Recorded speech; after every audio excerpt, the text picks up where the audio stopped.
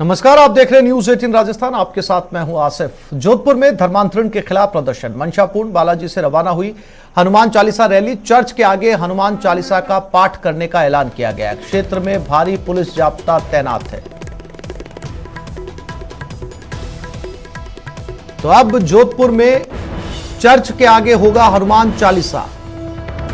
Church के आगे हनुमान चालीसा पाठ करने का ऐलान। क्षेत्र में भारी पुलिस जाब्ता तैनात किया गया है। मंशापूर्ण बालाजी से हनुमान चालीसा का जाप करने के लिए जत्था रवाना हो गया है।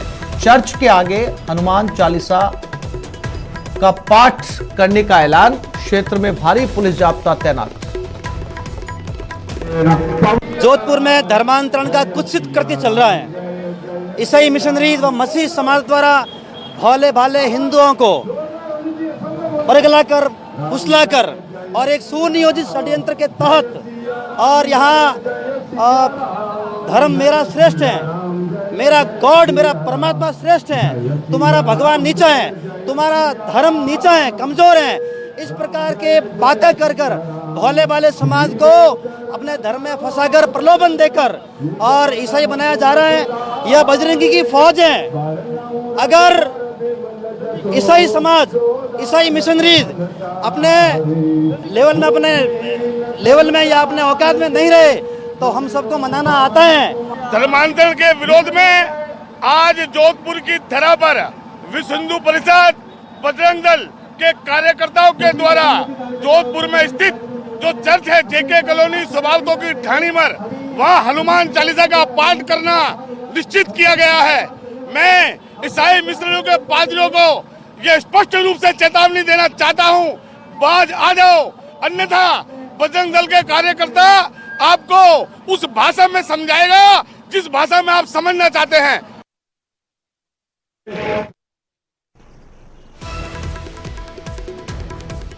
और इसी खबर पर ज्यादा जानकारी के लिए बात करते हैं हमारे संवाददाता चंद्रशेखर व्यास के साथ। चंद्रशेखर, रैली कहां तक पहुंची है और क्या इस वक्त की ताजा अपडेट?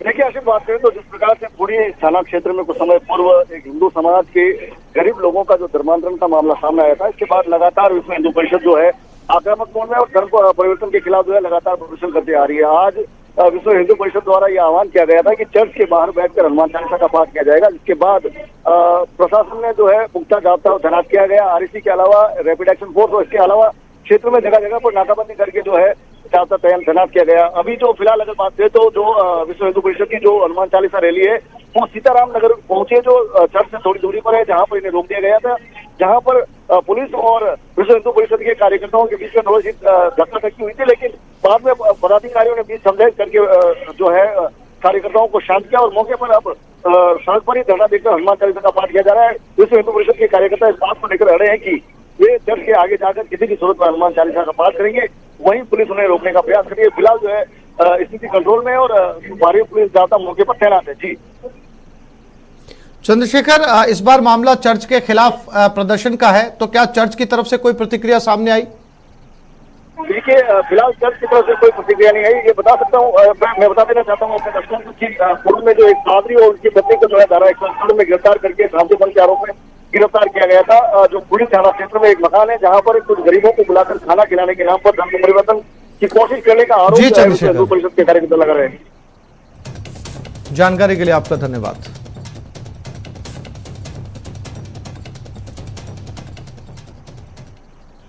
जयपुर के बगरू में पानी की किल्लत। पानी के लिए जनता का जयपुर कूच। पुलिस ने लोगों को बैरिकेड्स लगाकर रोका। लोग आगे बढ़ते रहने की जिद पर अड़े रहे। लोगों ने सड़क पर बैठकर धरना शुरू कर दिया। पुलिस कर्मियों से लोगों की तीखी बहस हुई। लोगों ने सरकार प्रशासन के खिलाफ नारेबाजी की।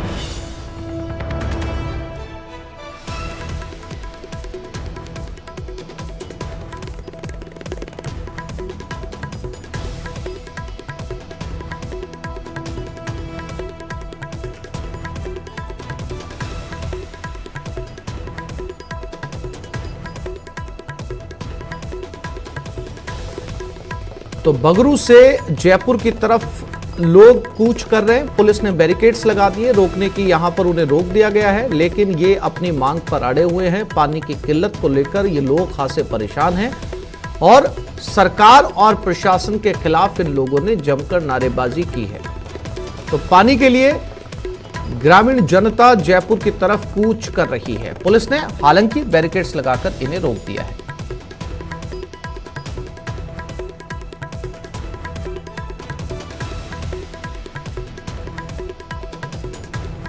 और इसी खबर पर हीरालाल हमारे साथ जुड़ गए। हीरालाल, क्या मौके से ताजा अपडेट? आसिफ, मैं आपको पूरे मामले की जानकारी बता दूं कि मामला बगरू क्षेत्र का है, जहां पिछले कई सालों से लोगों को पानी की समस्या से जूझना पड़ रहा है। लोगों ने कई दफा जनप्रतिनिधि और अधिकारियों को पेयजल समस्या दूर करने की मांग भी की थी, लेकिन उनकी सुनवाई नहीं हुई। इसके बाद लोगों ने जयपुर कूच का आह्वान भी किया था। इसको लेकर उन्होंने एक मीटिंग भी आयोजित की थी और प्रशासन को चेता भी दिया था कि रविवार को वो जयपुर कूच करेंगे। इसके बाद आज बड़ी संख्या में लोग हैं जो जयपुर कूच के लिए रवाना हुए। उनकी मांग थी कि उन्हें बीसलपुर का पानी उपलब्ध कराया जाए ताकि क्षेत्र में जो पानी की समस्या है वो दूर हो। जयपुर कूच को देखते हुए यहाँ भारी पुलिस जाब्ता मौके पर तैनात किया गया था। पुलिस ने लोगों को जो बैरिकेड लगाकर पुलिया के पास रोक दिया है। फिलहाल पुलिस है जो लोगों को आगे बढ़ने से रोक रही है, लेकिन जो लोग हैं वो आगे बढ़ने की जिद पर अड़े हुए हैं और नाराज जो लोग हैं वो उन्होंने धरने पे बैठ के धरना शुरू कर दिया है और पुलिस है जो उनसे समझाइश कर रही है। हीरालाल, जानकारी के लिए आपका धन्यवाद।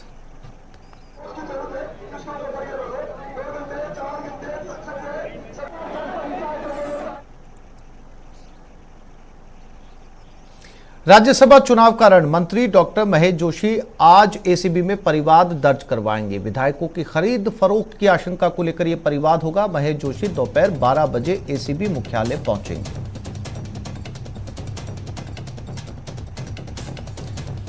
तो राज्यसभा के चुनाव में अब एक नया मोड़ कांग्रेस की तरफ से, जहां पर मंत्री महेश जोशी एसीबी के दफ्तर पहुंचेंगे। इस आशंका को लेकर परिवाद दर्ज करवाएंगे कि इसमें विधायकों की खरीद फरोख्त हो सकती है।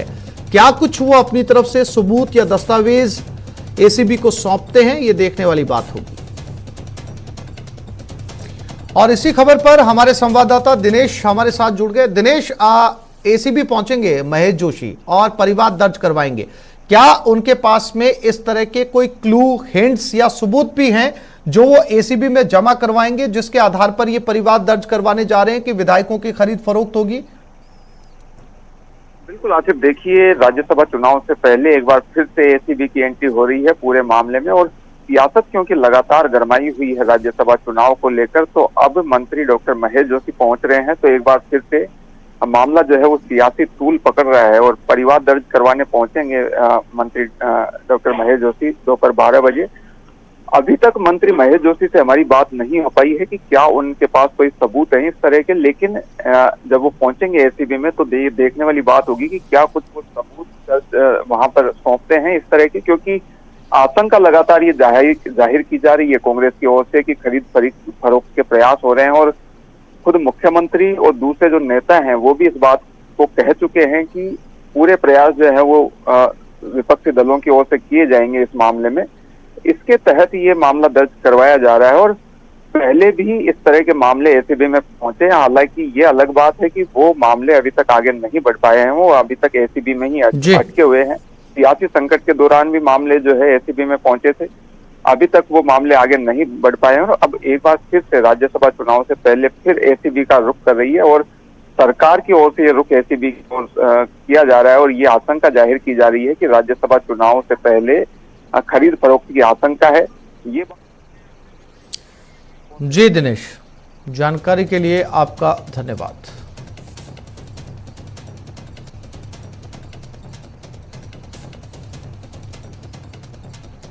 जयपुर के आमेर में मासूम की हत्या हुई। 8 साल की बच्ची की हत्या का यह मामला है। मकान मालिक के बेटे ने यह वारदात को अंजाम दिया था। 17 साल की उम्र का आरोपी है। मासूम के साथ आरोपी ने रेप किया था। राज खुलने के डर से मौत के घाट उतार दिया। पुलिस ने आरोपी को दस्तयाब किया। आरोपी से पूछताछ में पुलिस जुटी है।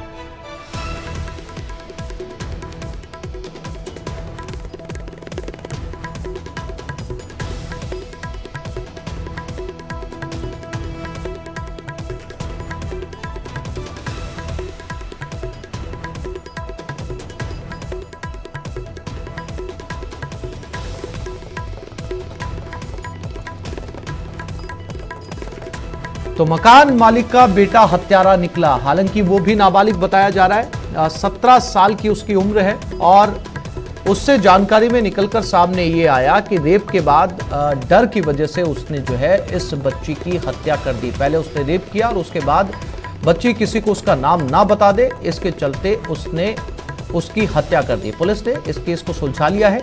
आरोपी 17 साल का है। अब आगे की कानूनी कार्रवाई उसके खिलाफ की जाएगी।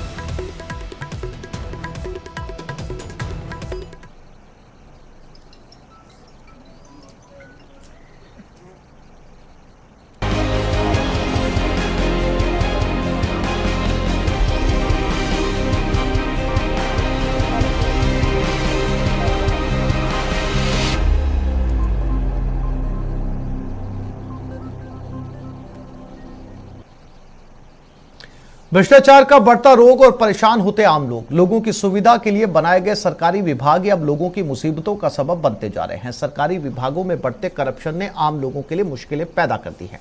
शिक्षा विभाग, जलदाय विभाग हो, पुलिस महकमा हो, मेडिकल हो, सभी की एक ही कहानी है। ये बात सिर्फ जुबानी है, ऐसा बिल्कुल भी नहीं है। साल दर साल बढ़ रहे आंकड़े भी इसकी गवाही दे रहे हैं कि रिश्वत का ऐब बेकाबू रफ्तार से बढ़ रहा है और इस करप्शन से जेब कट रही है।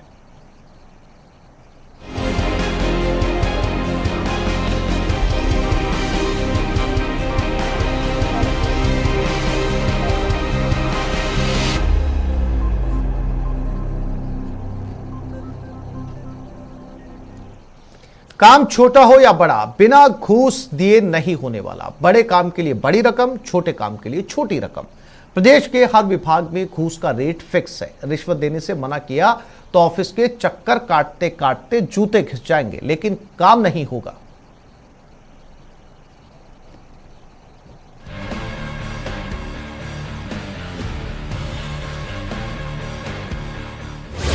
यहाँ यूं ही नहीं होता कोई भी काम करवाना है तो देना पड़ेगा दाम। सभी विभागों में रिश्वत के रेट सरेआम। भ्रष्टाचार का खेल चल रहा खुलेआम। फल फूल रहा रिश्वत का ऐब, करप्शन से कट रही जेब। शिक्षा विभाग का कर्मचारी रिश्वत लेते गिरफ्तार। जलदाय विभाग का इंजीनियर घूस लेते ट्रैप। मेडिकल ऑफिसर घूस लेते पकड़ा गया। पुलिस अधिकारी रिश्वत लेते गिरफ्तार। शायद ही कोई ऐसा दिन होगा जिस दिन हम ऐसी खबरों से दो चार नहीं होते हैं। विभाग अलग अलग, लेकिन कहानी सबकी एक। भ्रष्टाचार का खुला खेल। हर काम के लिए रेट फिक्स। नहीं दिया दाम तो नहीं होगा आपका काम। मतलब साफ है, एसीबी की बड़ी कार्रवाइयों के बावजूद प्रदेश में भ्रष्टाचार चरम पर है। ये महज जुबानी हो ऐसी बात बिल्कुल नहीं है। एसीबी के आंकड़े इसकी गवाही दे रहे हैं। पिछले 3 साल के पहले 5 महीनों के आंकड़े की तुलना करें तो तस्वीर पूरी तरह से साफ हो जाती है। 2020 में 1 जनवरी से 31 मई तक घूसखोरी के 74 केस दर्ज किए गए। इनमें 54 घूसखोरों को एसीबी ने ट्रैप किया।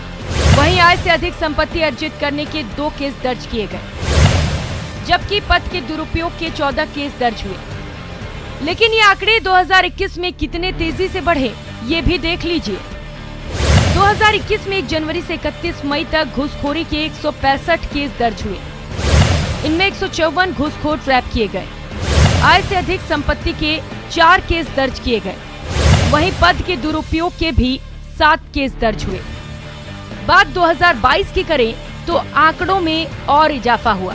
2022 में 1 जनवरी से 31 मई तक घूसखोरी के 213 केस दर्ज हुए। एसीबी ने 203 घूसखोरों को ट्रैप किया। इस दौरान आय से अधिक संपत्ति के 8 केस दर्ज किए गए, जबकि पद के दुरुपयोग के 2 केस दर्ज हुए।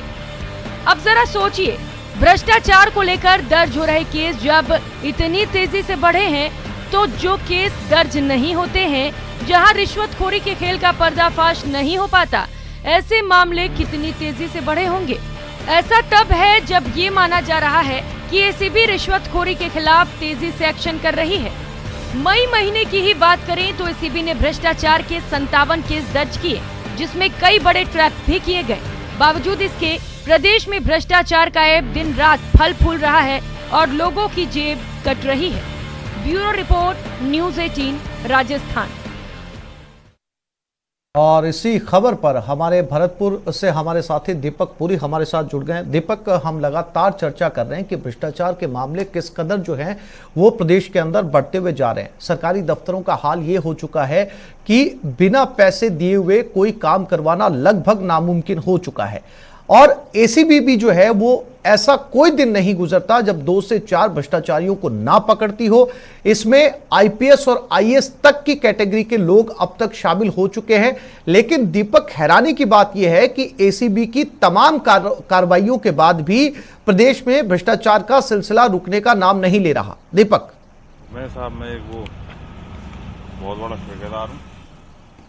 देखिए, बिल्कुल आसिफ, किसी भी विभाग की बात की जाए तो कहीं भी जो है बिना भ्रष्टाचार इतना है कि बिना रिश्वत के कोई भी काम नहीं कराया जाता है। अगर कोई व्यक्ति बिना रिश्वत के कोई काम कराता है तो उसको इतने चक्कर लगाने पड़ते हैं कि वो चक्कर लगाते लगाते परेशान हो जाता है, लेकिन फिर भी उसका काम जो है हो नहीं पाता है और आखिर में हार करके उसको रिश्वत देनी होती है। चाहे किसी भी विभाग की बात की जाए, और सबसे जो ज़्यादा भ्रष्टाचार का जो खेल चल रहा है वो नगर निगम है, यूआईटी है और अन्य जो कार्यालय हैं, उनमें जो सबसे ज़्यादा भ्रष्टाचार का खेल है वो देखने को मिल रहा है। क्योंकि अभी देखने को मिलता है कि सरकार की जो फ्लैगशिप योजनाएं हैं उनमें भी लोग जो अधिकारी हैं वो लोगों से पैसे लिए बिना कोई काम नहीं करते। ये सब कई जगह ऐसे मामले देखने को मिल रहे हैं। और आम आदमी जो है वो कोई भी काम कराने अपना जाए, चाहे किसी भी कार्यालय में जाए, चाहे कलेक्ट्री जाए, चाहे कोषाधिकारी कार्यालय जाए, चाहे फिर शिक्षा विभाग जो हो, वो कोई भी कार्यालय हो, रोजगार कार्यालय हो, कहीं भी वो लोग जो जाते हैं तो वहाँ पर चाहे बाबू हों चाहे अधिकारी हों, कोई ना कोई उनसे पैसे की डिमांड करता है। और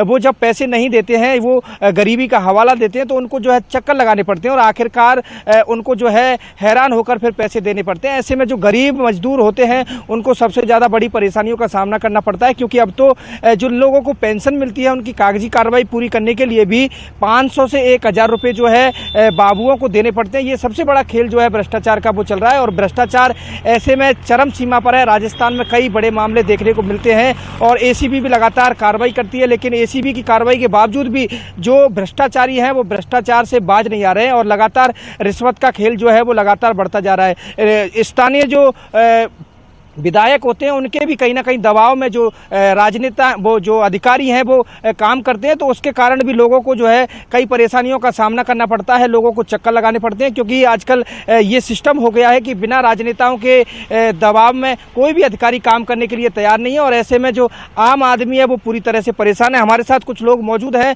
उनसे बात करेंगे कि किस तरह से कार्यालयों में भ्रष्टाचार का खेल है और कहाँ कहाँ पर ये सबसे ज़्यादा जो भ्रष्टाचार का खेल होता है वो हो रहा है और क्या शिकायत के बावजूद भी कोई एक्शन लिया जाता है। इन सारी तमाम बातचीत के लिए हमारे साथ लोग मौजूद हैं, उनसे बात करेंगे कि जगह जगह आप जाते हैं अपने अपने काम कराने के लिए, तो कहां आपको परेशानी का सामना करना पड़ता है और विभाग में अधिकारी आपकी सुनते हैं या नहीं सुनते? किसी भी कार्यालय में जाते हैं तो उन्होंने नामित कर रखा है फलाने बाबूजी से मिल लो, फलाने बाबूजी से मिल लो, तो उन बाबुओं के द्वारा पैसे लेकर ही काम होते हैं। और अगर कोई पैसे नहीं देता है तो उसको इतना घुमाया जाता है कि वो जाते जाते थक जाता है और थक कर वो अपने घर ही बैठ जाता है। अच्छा, कौन से विभाग में सबसे ज़्यादा ये काम होता है? नगर निगम है, यूआईटी है, ये आम जनता के रोज़ काम पड़ते हैं इनमें, तो इनमें इतना भ्रष्टाचार है कि कुछ कह नहीं सकते। या तो यहाँ के स्थानीय एमएलए हों, मंत्री हों, उनसे लिंक हो के काम करवाना है तो वो कहते हैं तो होता है, या पैसे दो तो होता है। तो आम जनता का बेहद बुरा हाल है। बिल्कुल, और भी लोग हमारे साथ मौजूद है। किस तरह से आप कई विभागों में जाते हैं, युवा हैं आप और लगातार नौकरी की तैयारी कर रहे हैं, तो आपको किस तरह की परेशानियों का सामना करना पड़ता है? देखिए, हमें परेशानियों का सामना करना पड़ता है। आज हम किसी हॉस्पिटल में इलाज के लिए जाते हैं या किसी डॉक्टर के पास कोई सर्टिफिकेट बनवाने के लिए जाते हैं तो डॉक्टर बिना रिश्वत के कोई भी सर्टिफिकेट नहीं बनाते। उनके प्राइवेट आदमी फिक्स होते हैं, उनसे जाके मिलिए, पैसे दीजिए, तुरंत काम हो जाता है। बाकी वैसे ये जांच करा के लेके आओ, ये जांच करा के लेके आओ, कोई भी काम नहीं होता है। नगर निगम में जाके देख लीजिए, कोई भी काम नहीं होता। किसी भी बाबू से मिलना हो तो बाबू का फोन नंबर चालू नहीं रहता, बंद रहता है, ऑफिस में मिलता नहीं है बाबू। किसी काम के लिए जाते हैं कहीं और किसी के पास जाओ, कोई भी नहीं मिलता है। रास्ते में सड़कों के लिए जाते हैं, हमारे यहाँ पार्षद हैं, ठेकेदार हैं, नगर निगम आयुक्त को भी कई बार शिकायत की है, रोड नहीं बन पा रही हैं। और अगर उनके लिए पैसे दे दें, कहते हैं कि तुम अपने पास से पैसे से मिट्टी डलवाओ तब हम इस पे जाके गिट्टी डालेंगे। तो यहाँ पे क्या है कि स्थानीय जो विधायक किसी कस्बे और शहर के अंदर सरकारी दफ्तरों में बाबुओं की कमोबेश यही स्थिति है। श्याम चौधरी भी पाली से हमारे साथ जुड़े हुए हैं और सुभाष बैरागी चित्तौड़गढ़ से हमारे साथ हैं। श्याम के पास पाली की तरफ रुख करते हैं। श्याम, अभी हम बात कर रहे थे दीपक से, कुछ लोग थे वहां पर मौजूद जिनका काम सरकारी दफ्तरों में पड़ते हैं, अपने अपने कामों को लेकर उन्होंने अपने मन की व्यथाएं बताई कि किस तरीके से सरकारी दफ्तरों के अंदर उन्हें चक्कर कटवाए जाते हैं, या तो साफ तौर पर उन्हें कहा जाता है, फिर इशारों के अंदर काम कैसे पूरा होगा ये बताया जाता है। क्या तस्वीर है पाली की और क्या मानना है आम लोगों का पाली के अंदर, और क्या उनका अनुभव है सरकारी दफ्तरों का? जी, कमोबेश ये पालिक में भी यही हाल है कि सरकारी ऑफिस में जाने से पहले आम लोग कतराने लग गए। लोगों को ये लगता है कि अब सरकारी ऑफिस में जाएंगे तो बगैर पैसे किसी प्रकार से काम नहीं होगा, और अब ऑफिस में जाने से पहले वो पैसों की या रिश्वत की व्यवस्था करते हैं और उसके बाद कार्यालय में जाते हैं। यहाँ पे भी हमारे साथ कुछ लोग जुड़े हैं, उनसे जानते हैं कि पाली में किस प्रकार की व्यवस्था है और कैसे उनके काम होते हैं। सरकारी ऑफिस में जाते हैं तो किस प्रकार से आपके काम भटकते हैं? आज राजस्थान में हालात ये हो गए कि भ्रष्टाचार हर कार्यालय में व्याप्त है। भ्रष्टाचार निरोधक ब्यूरो की जगह यदि सरकार ईमानदार शोधक ब्यूरो कोई बनावे तो वो ज्यादा काम करेगा, क्योंकि अब गिनती के ईमानदार रह चुके हैं इस सरकार के अंदर। लगातार रिश्वत के मामले बढ़ रहे हैं। अभी आपने जैसे बताया था कि 213 मामले इस बार मात्र 5 महीनों में आए, मतलब 150 दिन में 213 भ्रष्टाचार के मामले सामने आना बताता है कि किस हद तक भ्रष्टाचार बढ़ चुका है इस सरकार में। और हालात यह है कि लोग रिश्वत की शिकायत करते हुए डरते हैं, क्योंकि लगता है कि कार्रवाई होगी नहीं और दुश्मनी हो जाएगी। सरकार जिस तरह से अभियोजन स्वीकृति है उसमें भी बहुत कम रेट है। लगातार अभी जो सरकार ने आंकड़े भी रखे थे उसके अंदर भी ये था कि मात्र मतलब 1241 में से 500 और समथिंग मामलों में ही चालान पेश हो पाया है, और अभियोजन स्वीकृति में भी बहुत बड़ी तादाद में मामलों पेंडिंग पड़े सरकार के पास। ये दिखाता है कि कहीं न कहीं सरकार भ्रष्टाचार का संरक्षण कर रही है और उस कारण से भ्रष्टाचार बढ़ रहा है। इसे रोका जाना बहुत आवश्यक है। सरकारी विभाग में जाते हैं तो किस प्रकार से आपके काम अटकाए जाते हैं, क्या समस्या आती है? सर, सरकारी डिपार्टमेंट में अपन जाते हैं, छोटे से लेके बड़ा काम कोई भी देखा जाए तो मोस्ट ऑफ अपन देखा जाए रेवेन्यू डिपार्टमेंट हुआ, ठीक है, PWD हुआ, म्यूनसिपल कॉर्पोरेशन हुआ, ठीक है, वहाँ पे देखा जाए तो चाहे छोटे से कलर बाबू से लेके जाए ऑफिसर लेवल तक, जैसा काम होगा उसके अकॉर्डिंगली उसका चार्ट डिसाइड होता है, पैसों का कैसे क्या डिमांड होती है, ठीक है ना। अपन जब भी किसी भी काम करने के लिए, कोई भी काम जैसा भी हो, छोटे से लेके बड़ा काम, प्रैक्टिकली जाते हैं कि भाई अपन ये चीज हो जाए करता, सीधी पैसा का छोटे से छोटा काम हो तो पैसे की बात करें। सर, आपके अनुसार ऐसे कौन से विभाग है जिनमें सबसे ज्यादा पैसों की डिमांड की जाती है और उनमें काम अटकाए जाते हैं? पब्लिक लाइजनिंग ज्यादा है, पब्लिक कनेक्टिविटी जिस डिपार्टमेंट में ज्यादा है। फॉर एग्जांपल अपन देखा जाए तो म्यूनसिपल कॉर्पोरेशन हुआ, PWD डिपार्टमेंट हुआ, ठीक है ना, और भी बहुत से डिपार्टमेंट है। वहाँ अपन चाहे रोड वे कॉन्ट्रैक्टर के जैसे भी डिपार्टमेंट होना, वहाँ देखा जाए तो पब्लिक लाइजनिंग ज्यादा होती है, तो मोस्ट ऑफ वहाँ रहता है वैसे करप्शन का ज्यादा चांसेस है और होता है। सर, आपके अनुसार रिश्वत के कैसे मामले आ रहे हैं, किस प्रकार से ऑफिसों में काम अटकाए जाते हैं? कोई भी काम छोटे से बड़े कोई भी काम के लिए जाते हैं तो पहले काम करने से पहले रिश्वत मांगी जाती है। कोई भी काम के लिए चले जाते हैं, कलेक्टर ऑफिस है, शिक्षा विभाग है, PWD है, म्यूनसिपालिटी, कहीं भी जाने पर पहले रिश्वत मांगी जाती है। आपके अनुसार सरकारी विभागों, तो जैसे कि ये हमारे साथ कुछ लोग जुड़े थे, उन्होंने कहा कि किसी भी विभाग में जातो चले जाओ, श्याम साफ तौर पर नजर आता है इनकी मनोव्यथा, और इनका अनुभव भी ये बताता है कि लगातार किस तरीके से मामले बढ़ रहे हैं। हालांकि श्याम, इसमें कोई दो राय नहीं है कि एसीबी पूरी मुस्तैदी के साथ अपना काम कर रही है।